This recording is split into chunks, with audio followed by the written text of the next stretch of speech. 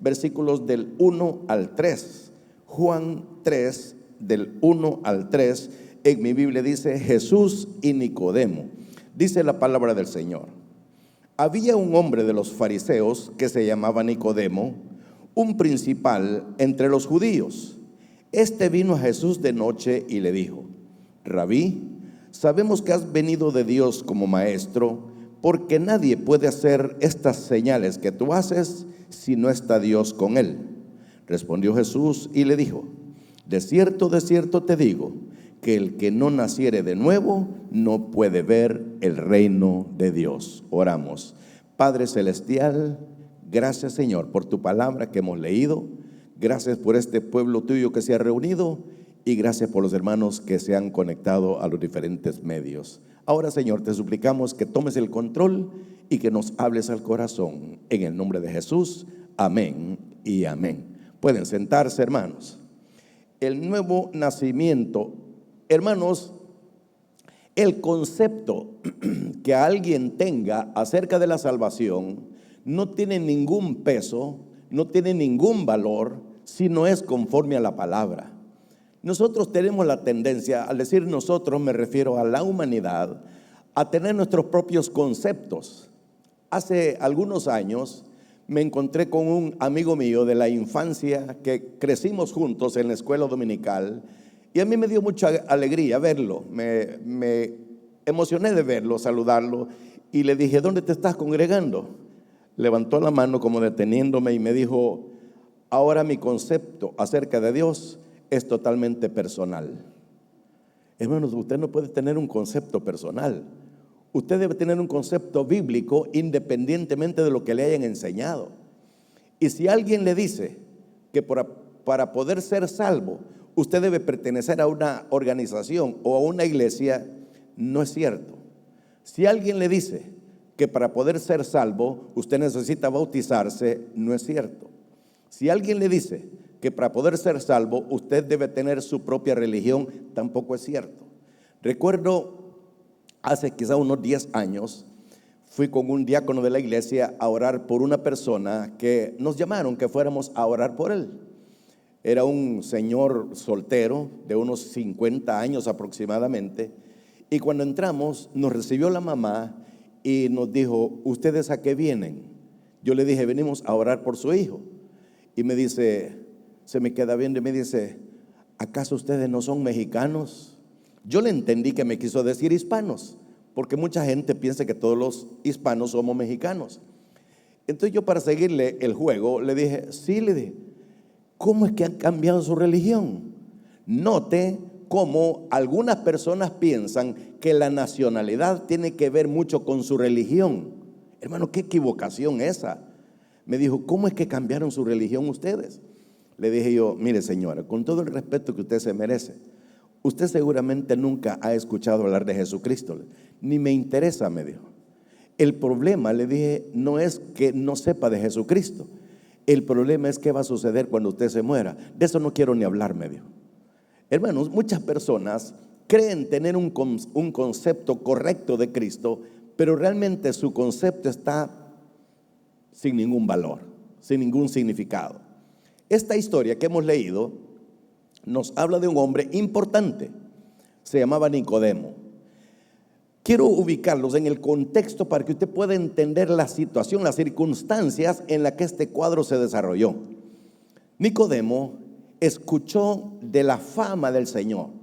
Nicodemo escuchó cosas maravillosas del Señor y pensó y dijo: este maestro es nuevo.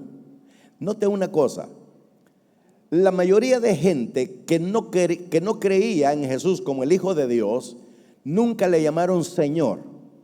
Nunca le llamaron Mesías, nunca le llamaron Hijo de David, le llamaban maestro. ¿Qué querían decir con eso? Que era un maestro más. Y con esa idea, Nicodemo esperó que oscureciera para que sus colegas no se dieran cuenta que él tenía curiosidad por conocer al Señor. Dicho sea de paso, comienza con una aparente curiosidad, pero usted seguramente no sabe, o usted que nos está viendo a través de esta transmisión, que en el Señor no hay ni casualidades, ni suertes, ni coincidencias. Todo es producto de un plan establecido por Dios que nadie puede salirse de ese plan. Dios todo lo tiene presupuestado. Y llega este hombre, Nicodemo, y se introduce en una forma que más o menos significaría esto que le voy a explicar. Note que lo llama maestro. Se acerca ahí en el versículo 2, dice: este vino a Jesús de noche y le dijo. Rabí significa maestro. Este era un título que para ellos era un privilegio, pero para Cristo no era un privilegio. Ahora, ¿Jesucristo no era un maestro? Sí, pero es todavía mucho más que un maestro. Jesucristo no era un profeta, claro que era un profeta, pero es mucho más que un profeta. Es más, muchos de nosotros tenemos un concepto pobre de Jesucristo y decimos: yo ya recibí a Jesucristo como mi salvador personal. Permítame decirle que usted lo está fraccionando, usted lo está minimizando, porque Él no solamente es tu salvador, Él es, o al menos debe ser, tu Señor. ¿Y qué significa Señor? Amo, dueño, jefe. Quiere decir que al llamarle Señor, le estás diciendo inconscientemente: te reconozco como el más grande que hay y me someto a tu señorío y voy a hacer lo que tú me ordenes. Eso es tomar a Jesucristo como Señor. Por eso es que al Señor Jesucristo le llamó la atención en cierta ocasión que venía con sus discípulos. Usted seguramente leyó este pasaje del ciego Bartimeo. Dice que el ciego Bartimeo estaba a la orilla de la calle donde Jesucristo pasó con su comitiva y comenzó a gritar: Señor, Hijo de David. Note los dos títulos: Señor, Hijo de David. Señor ya lo expliqué, ahora voy a explicar Hijo de David. Al llamarle Hijo de David, estaba diciendo: reconozco que tú eres el Mesías que había de venir. Hermanos, esto llamó la atención del Señor. ¿Cómo es posible que un simple ciego supiera tanto de la Biblia que muchos no sabían, incluso algunos de los discípulos del Señor? Entonces, mientras el Señor seguía caminando, el ciego seguía gritando y la gente le dijeron: cállate, no molestes más al maestro. No le llamaron Señor. Y él más duro gritaba: Señor, Hijo de David, ten misericordia de mí. Entonces el Señor le dijo: tráiganme por favor a ese ciego. Lo llamaron al ciego y los mismos que lo acababan de regañar le dijeron: ten fe, Cristo te llama. Hermanos, a veces nosotros no sabemos ni qué queremos con el Señor. A veces no sabemos ni qué recomendarle a la gente acerca del Señor. El día de ayer estuve hablando con una persona que tiene muchas inquietudes en su mente y en su corazón, por supuesto. Y me dice: mire, pastor, me dice, yo tengo una pregunta, me dice. Yo tenía, donde yo vivía, me dice, tenía un vecino que llegó a la iglesia donde yo nací. Es decir, él es cristiano desde pequeño, es de Guatemala, de una ciudad que se llama Tiucal. Entonces, este vecino me dice, había escuchado el evangelio y su mamá estaba con cáncer terminal y llegó a la iglesia, dice. Y dijo: yo quiero que vayan a orar por mi mamá. Ella tiene cáncer terminal, pero me dijeron que Cristo la puede sanar. Entonces me dice, el pastor dijo: ¿quiénes quieren acompañarme? Él se crió con su abuela y le dijo a la abuela: abuela, ¿le vas a ir? Sí, porque quiero ir yo también. Él quería ser testigo de una sanidad. Fuimos, me dice, a orar por esta mujer. Oramos y yo me acuerdo que el pastor hasta gritaba: yo recibo la sanidad por fe, yo lo declaro hecho. Y empezó a orar el pastor y dicen que todos sintieron una gran emoción y dijeron: de veras que esta señora ya está sana por esta oración que hizo este pastor. A la semana se murió la señora. Mi inquietud es, me dijo él, ¿por qué Dios no la sanó? Hermano, qué buena pregunta. Le dije yo: mire, el problema de muchos de nosotros, incluyendo los pastores, le dije, es que nosotros creemos que con nuestras palabras se va a declarar hecho todo. Es que nosotros no somos los que mandamos. Dios sigue siendo el Rey, el Señor, y nosotros seguimos siendo sus sirvientes. Y esto no cambia jamás. Y entonces me dice: pero ¿qué explicación me da por qué esta señora no sanó? Si yo sentí que esta oración fue de poder. Es que una cosa es el sentimiento y otra cosa es la convicción. Ahora le expliqué esto, que se lo voy a explicar a ustedes también. En Primera de Juan, se lo voy a leer, pero usted seguramente lo ha leído. dice que hay enfermedades, o más bien pecados de muerte. Seguramente usted ya leyó ese pasaje. Y dice, hay pecados de muerte por los cuales yo no digo que se pida. Hay pecados que no son de muerte y el Señor seguramente sanará a esa persona. Entonces le dije, ahora le voy a explicar qué es o qué son los pecados de muerte. Dicho sea de paso, este pasaje de Primera de Juan es el que agarraron los católicos para clasificar los pecados en dos categorías. Pecados veniales, dicen ellos, y pecados mortales. Pecados veniales son los que uno comete involuntariamente, que no son tan graves, y al morirse uno va al purgatorio. Pero los pecados de muerte van directamente al infierno. Esa es la teología, si se le puede llamar teología, más bien es una teoría católica. Pero ¿qué son los pecados de muerte? Y se lo expliqué de esta forma. Dios es un Dios infinito, eterno e ilimitado.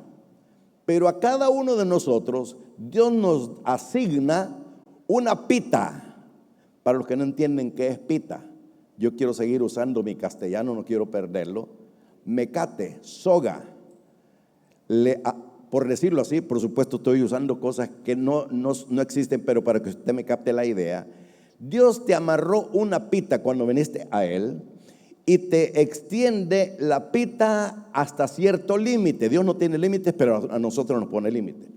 Y te mide el tiempo y lo que haces hasta cierto límite, pero cuando llegaste a lo que da la pita que Dios te puso, entonces Dios comienza a jalar para que regreses.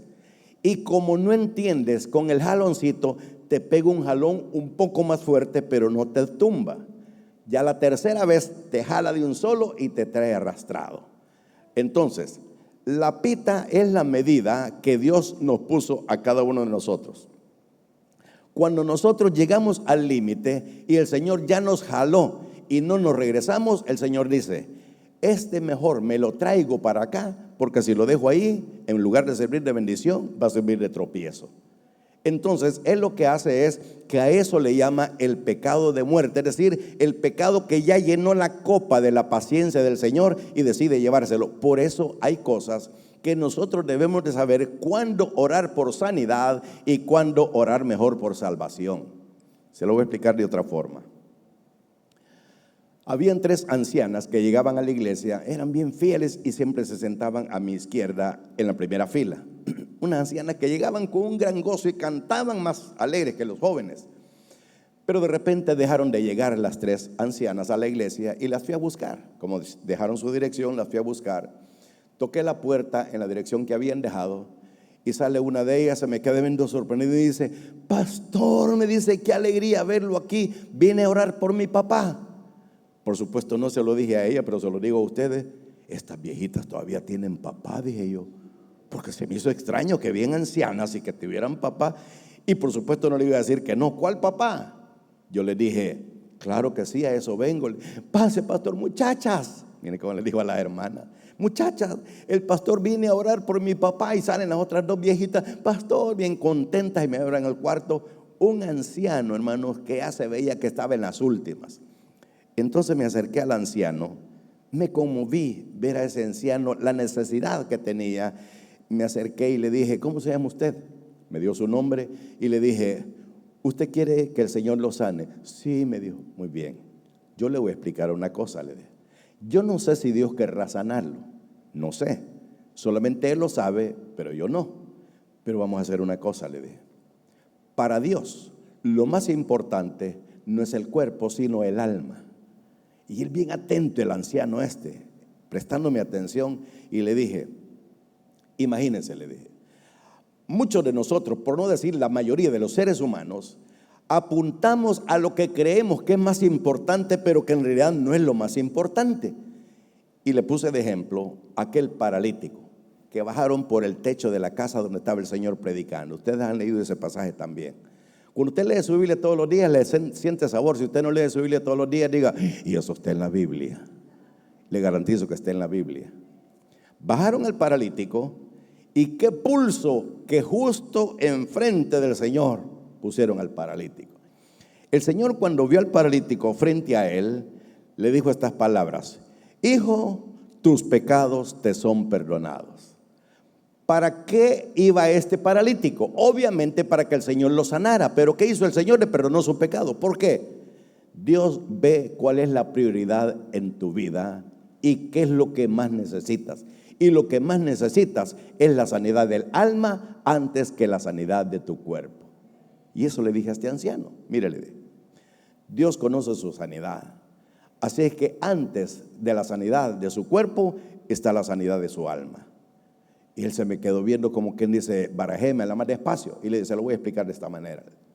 Yo puedo orar por usted y el Señor lo puede sanar.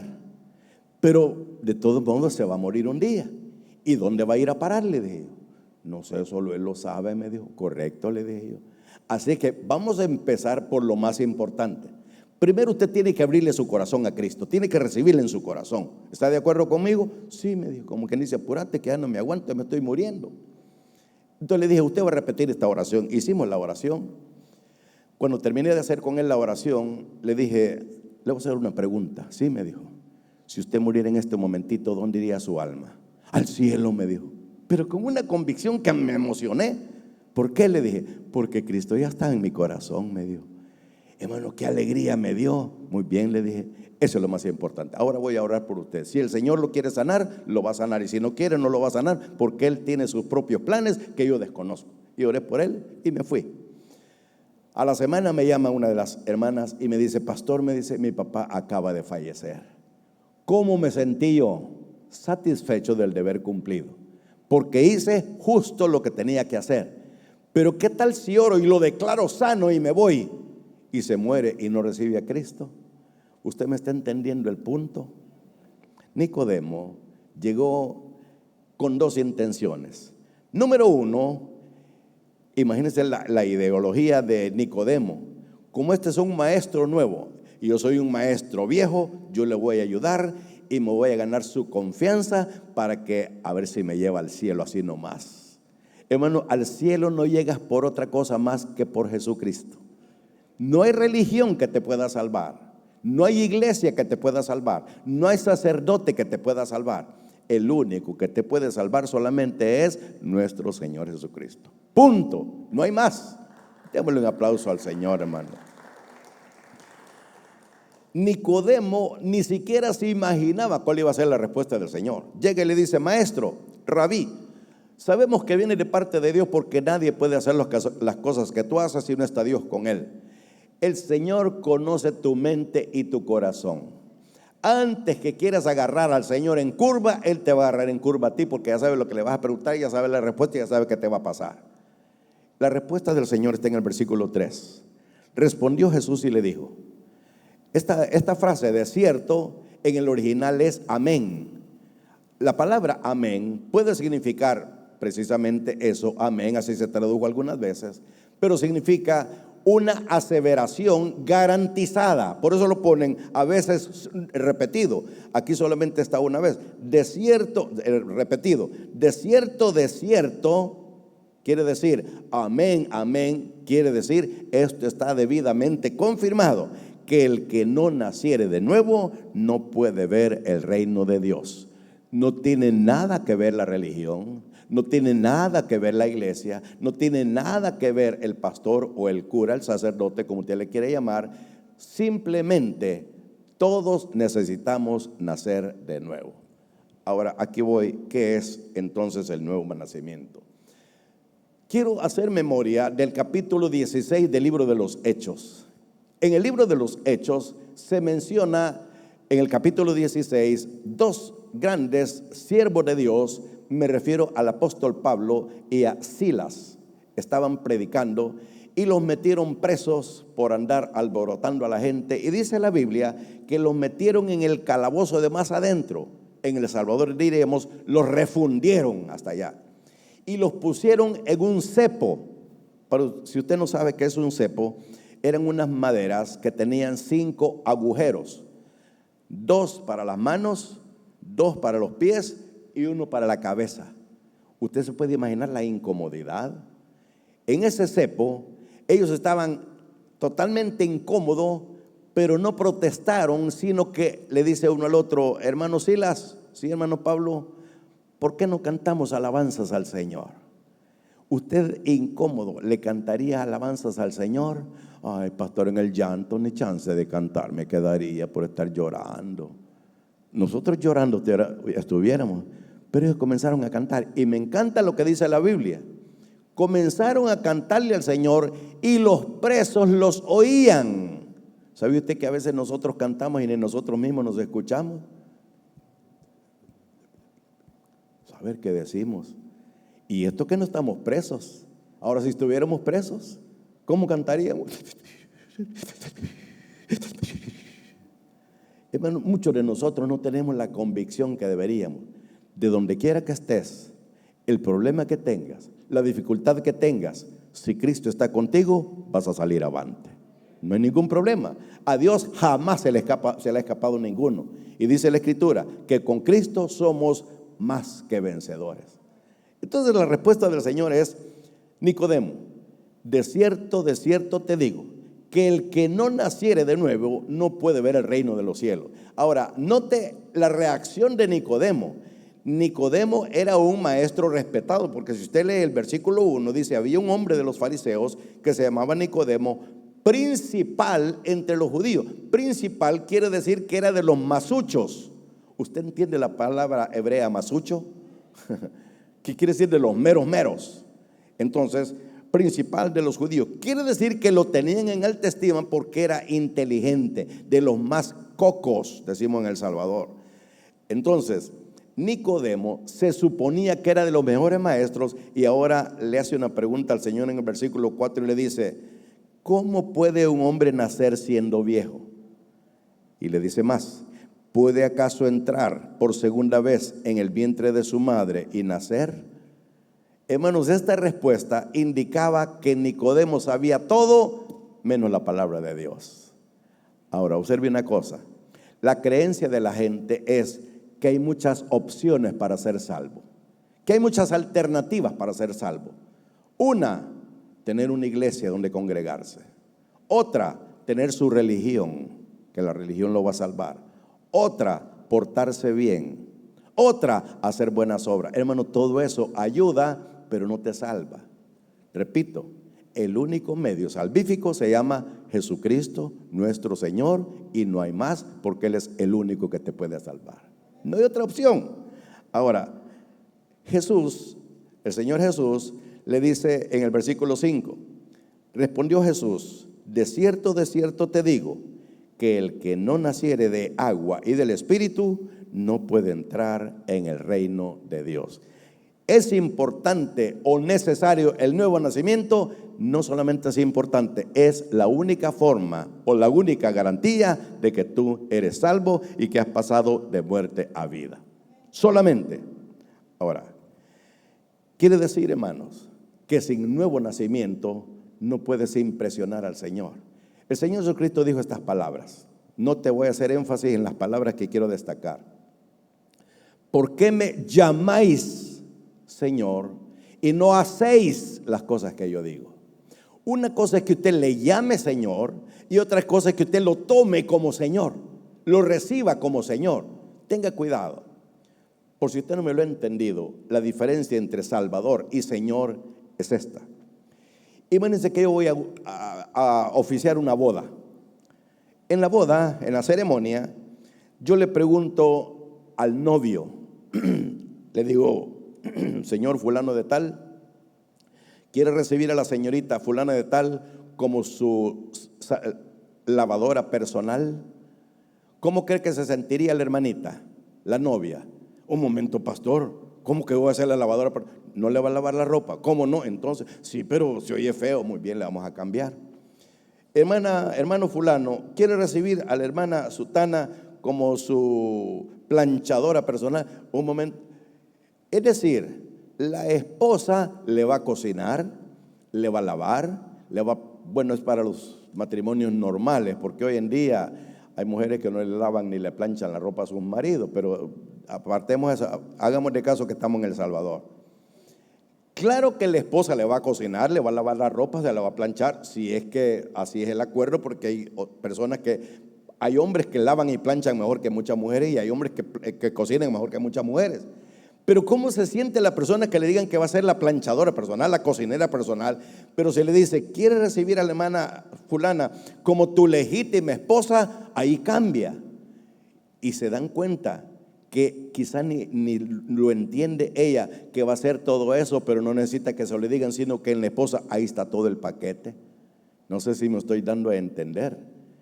Ahora, cuando usted dice que va a recibir a Cristo como su Salvador personal, está tomando solamente una parte de Cristo. Cristo no quiere ser solamente tu Salvador, claro que lo puede ser, pero Él quiere que lo tomes el paquete, el combo. En inglés, ¿cómo es que dicen? El bundle, dice que en inglés. Es decir, usted ya no llega al McDonald's y dice, me dan una hamburguesa, una papa frita, una soda. No, usted solo dice, deme el combo tal, el número tal. Ahí viene todo el paquete.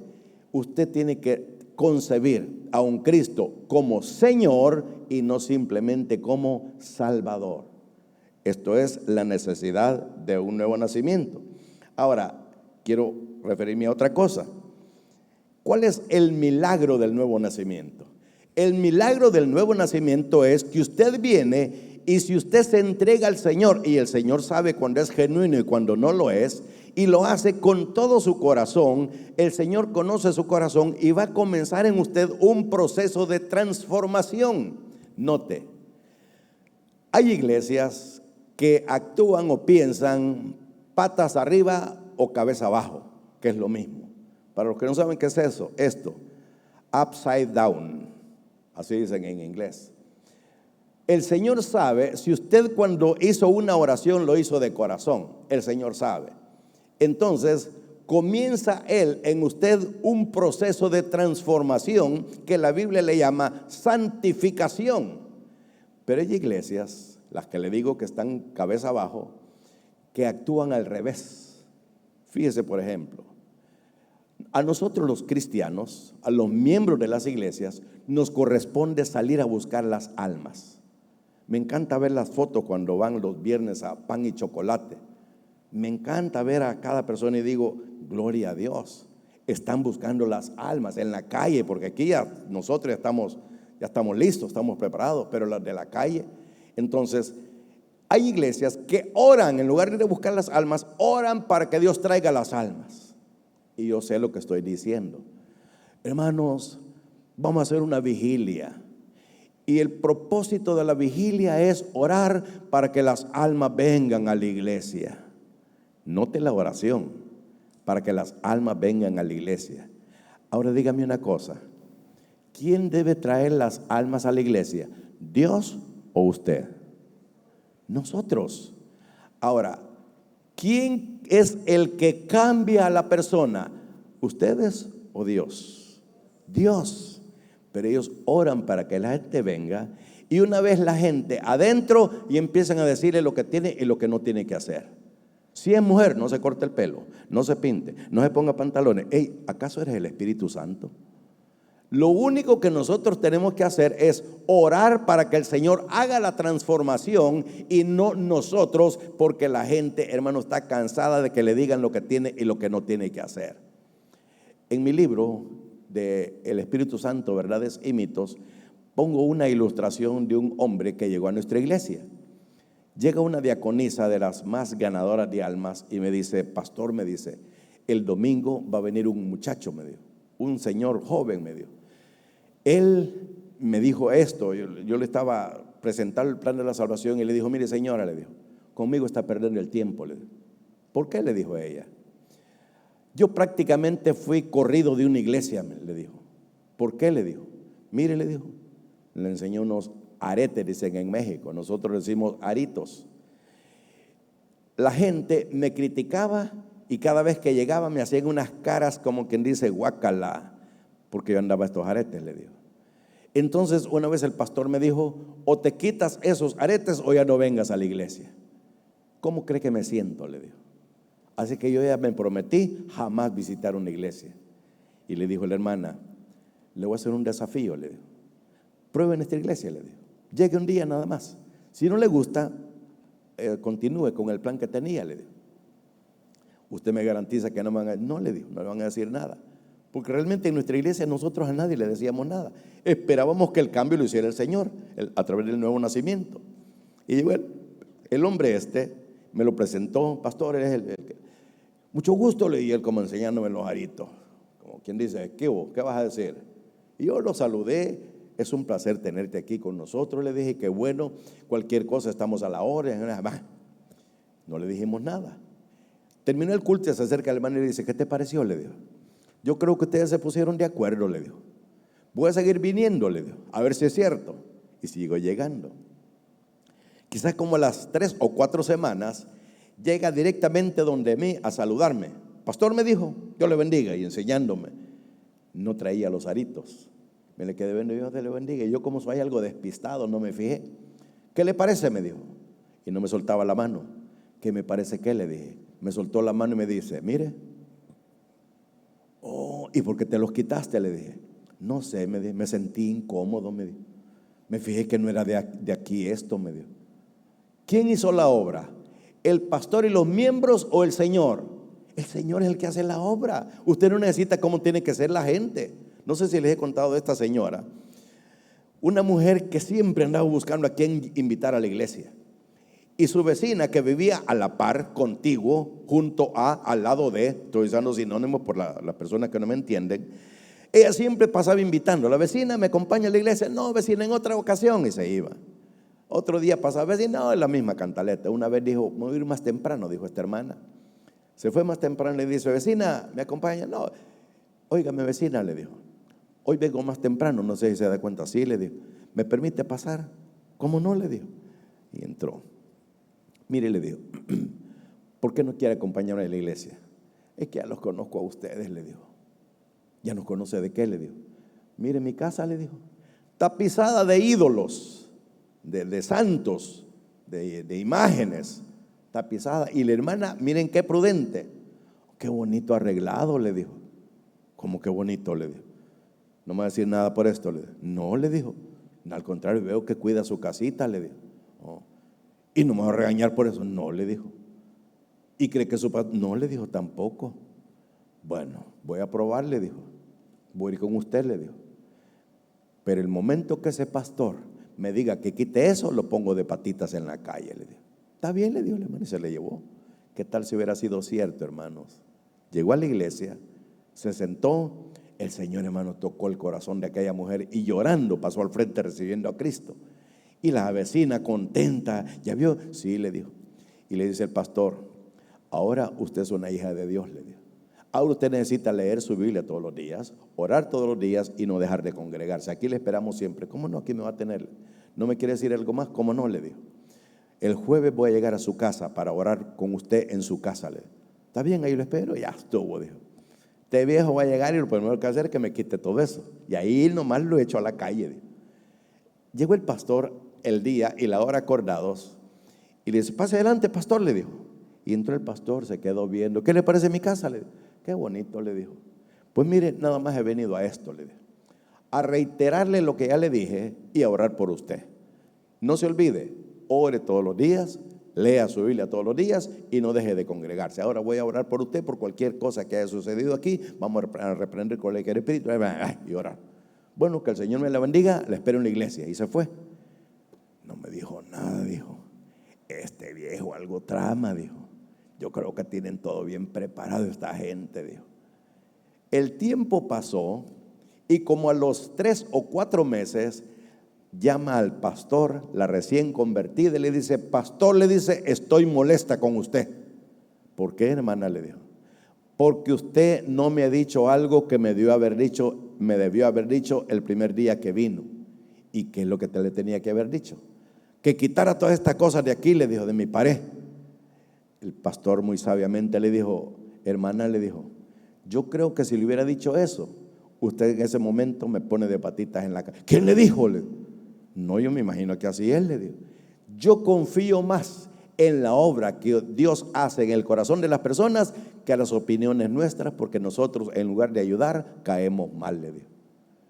¿Qué verdad? Le dijo. ¿Por qué se quedó esta mujer? Porque la transformación la hizo Dios y no la gente. ¿Qué le diría usted a una señora? Mire, señora, no sea tan idólatra, hombre. quita todas cochinadas. Y a veces somos bien ofensivos, hermano. Quita cochinada de ahí, capaz que la echa esa señora. Más que hay unas mujeres que son bien pendencieras, hermano. Buchincheras, pleitistas, peleoneras, como te quiera llamarles. Ahora, el nuevo nacimiento solamente lo produce el Espíritu Santo. Y el Espíritu Santo dentro de ti es lo mejor que te pudo haber pasado. Entonces, la necesidad del nuevo nacimiento es una cosa.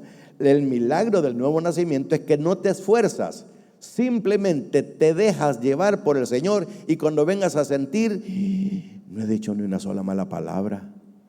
Ahí en Virginia vive un amigo mío que era uno de mis aleros de chupa.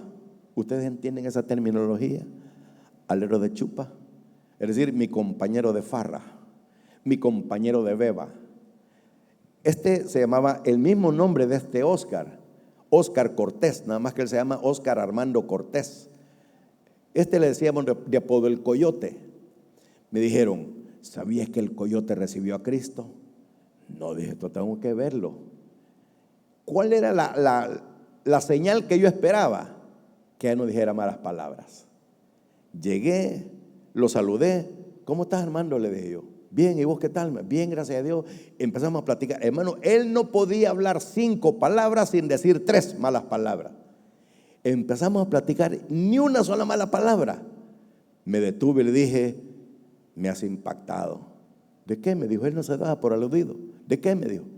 No se te ha salido ni una sola mala palabra. De veras, va, me dijo. No me daba cuenta, me dijo. Y le dije yo, ¿y qué hiciste? Nada, me dijo. ¿Qué sucedió?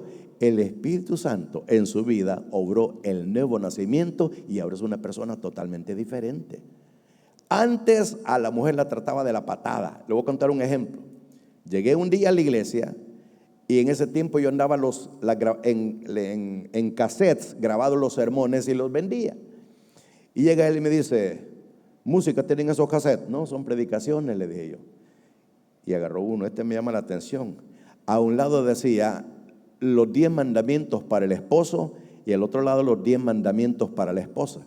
Está interesante lo voy a comprar. Y llega la esposa y le dice, Armando, le dijo, ¿qué cassette agarraste? Le dijo. No le voy a decir la mala palabra que él dijo, la voy a traducir. ¿Cómo golpear a la mujer? Así le dijo que este hermano tan bayunco, ¿ella cómo se llama? Oh, qué bonito. Pero él dijo una mala palabra ahí. Ahora, el nuevo Armando, el nuevo Oscar Armando Cortés, una persona bien educada, bien hablada y completamente transformada. Quiere decir, el nuevo nacimiento no es producto de un esfuerzo. El nuevo nacimiento es un milagro que solo Dios puede operar en tus vidas sin que los metidos se metan. Amén. Por último, ¿cuáles son las bendiciones del nuevo nacimiento? Nosotros los cristianos sabemos que para pertenecer al reino de los cielos solamente hay que nacer de nuevo. Punto. Para ser ciudadano de este país hay 2 opciones. La primera opción, que nazcas aquí. Automáticamente eres un ciudadano de los Estados Unidos. Pero hay una segunda opción, la naturalización. Es decir, estudias algunas preguntas, son 100 preguntas en total. Haces una cita con migración y te hacen una entrevista para ver qué tan bien estás en el inglés y en la Constitución de los Estados Unidos. Si pasas el examen, eres un ciudadano norteamericano o estadounidense. En el reino de los cielos no hay más opciones. O naces de nuevo o no eres miembro del reino de los cielos. Solamente hay uno. Ahora, ¿qué sucede cuando nosotros somos bendecidos con el nuevo nacimiento? Pasamos a ser hijos de Dios. Observe una cosa, la creencia común, la gente piensa que todos somos hijos de Dios. Estaba una vez, una señora sacaba una ventecita ahí en el barrio donde yo vivía, todas las tardes. A veces hacía pastelitos de carne, a veces hacía empanadas, a veces hacía plátanos fritos, hacía yuca frita, hacía de todo la señora. Entonces yo me salía y le decía, ¿y ahora qué tiene? Tal cosa, y me sentaba a comer. Pues una vez que salí estaba un anciano ahí comiendo. Me le acerqué y le dije, ¿qué tal? Le dije, bien, me dijo. Le dije, ¿usted no le gustaría ser hijo de Dios? Le dije, ¿Acaso me está llamando animal?, me dijo el anciano. No, le dije, no, jamás le faltaría el respeto a un anciano como usted, le dije. ¿Y por qué me dice que se me gustaría ser hijo de Dios si yo soy un humano?, me dijo.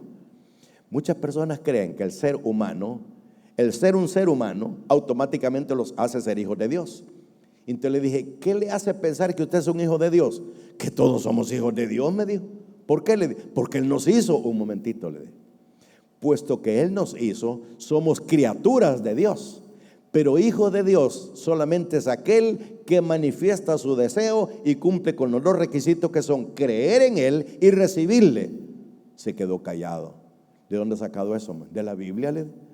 ¿Me puede decir la cita? Con mucho gusto, le dije. Juan capítulo 1, versículo 12.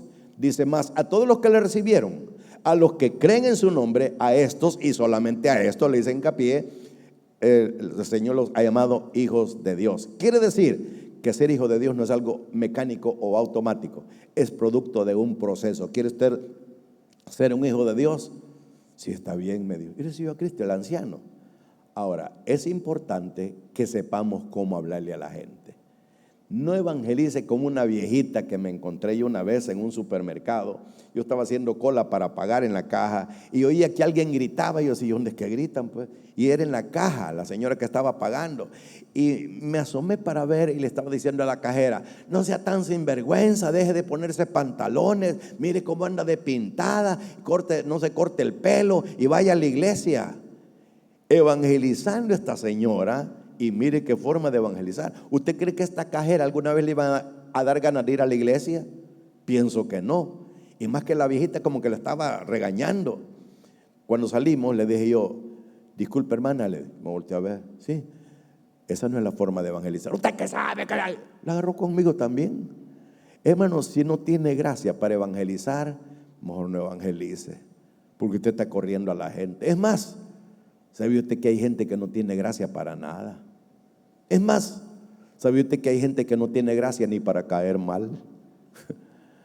Debemos de tener la gracia necesaria. Recordemos que nosotros fuimos salvos por gracia, no por imposición. Y dice la Escritura que lo que de gracia recibiste, lo des también de gracia. Es decir, usted no debe sentir odio hacia las personas que no son ni de su iglesia, ni cristianas de cualquier otra iglesia, sino por el contrario, usted debe sentirse gozoso o gozosa cuando encuentre una persona que le diga: yo soy cristiana. Si usted quiere averiguar de qué iglesia, es otro pisto, pero si le dice que es cristiana, usted respete, a no ser que sea de una secta. Si es miembro de una secta, con toda prudencia, lo cual a mí no me abunda mucho, háblele y dígale: el lugar donde usted está es una secta. A los jóvenes les estoy dando unas clases de discipulado y les expliqué lo que es una secta y lo que es una denominación. Hoy no tengo tiempo porque ya se me acabó, otro día se lo voy a explicar, pero mi conclusión es esta: los hijos de Dios nos distinguimos porque actuamos diferente, hablamos diferente, nuestro carácter es diferente, nos caracterizamos por eso. Ahora, ¿por qué somos diferentes nosotros los cristianos? Porque la naturaleza de Cristo es la misma que nos puso a nosotros. Es decir, una naturaleza que no es ni pleitista, ni buchinchera, ni malcriada, sino un carácter bondadoso, un carácter de misericordia.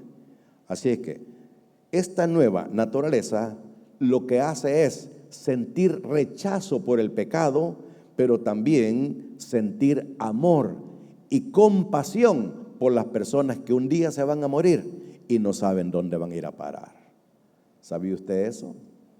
Es nuestro deber explicarle a la gente que sin Cristo la gente va al infierno, aunque sean los más religiosos del mundo. El nuevo nacimiento es importante. El nuevo nacimiento, no se los quería decir, pero se los voy a decir porque a algunos seguramente no les gusta el griego, pero el problema es que a mí sí me gusta. La palabra nuevo nacimiento es la palabra griega palingenesia. Palingenesia es una palabra compuesta. Palín quiere decir de nuevo, otra vez. Y génesis, usted sabe que significa principio, origen, comienzo. Quiere decir que palingenesia es un nuevo comienzo. Y 2 de Corintios 5:17 dice: de modo que si alguno está en Cristo, nueva criatura es. Es decir, ha sido renovada o ha nacido de nuevo.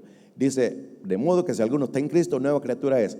Las cosas viejas pasaron, he aquí, algunas son hechas nuevas.